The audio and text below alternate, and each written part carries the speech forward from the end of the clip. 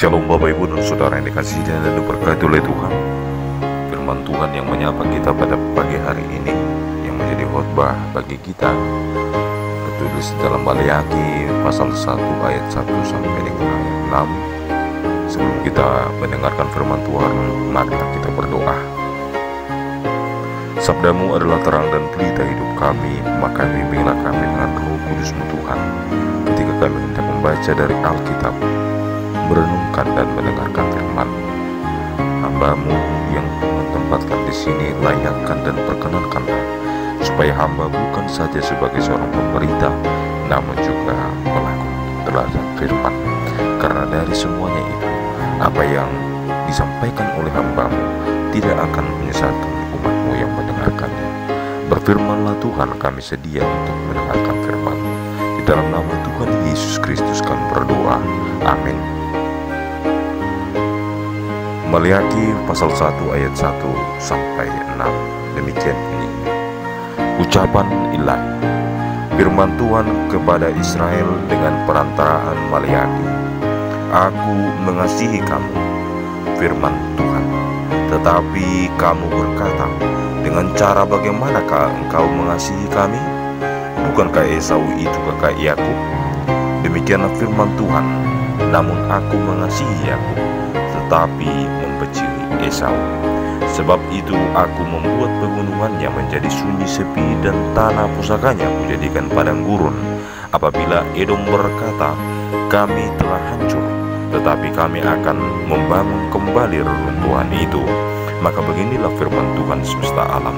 Mereka boleh membangun, tetapi aku akan merobohkannya, dan orang akan menyebutkannya daerah kefasikan, dan bangsa yang kepadanya Tuhan murka sampai selama-lamanya. Matamu akan melihat, dan kamu sendiri akan berkata, Tuhan Maha Besar sampai di luar daerah Israel. Seorang anak menghormati bapaknya, dan seorang hamba menghormati tuannya. Jika aku ini Bapa, di manakah hormat yang kepadaku itu? Jika aku ini Tuhan, di manakah takut yang kepadaku itu?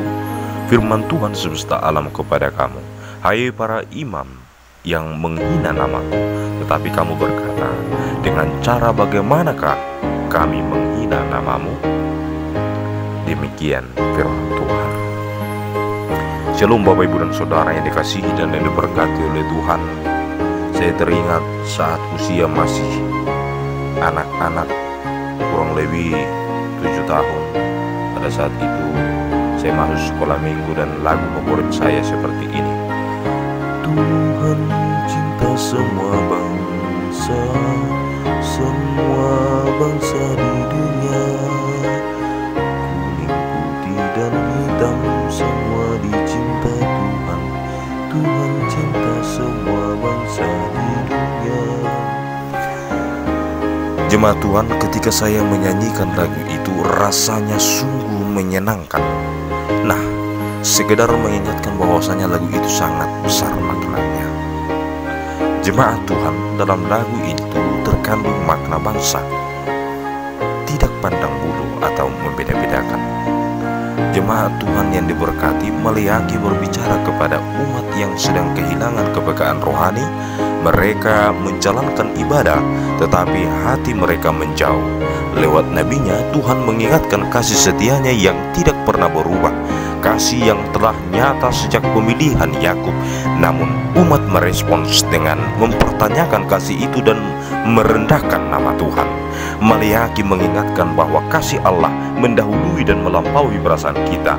Ia telah menyatakan kasih itu sejak awal secara keselamatan, bukan karena kehebatan manusia, tetapi karena pilihan dan anugerahnya. Kasih Allah bukan teori. Kasih itu adalah fondasi hubungan antara Tuhan dan umatnya.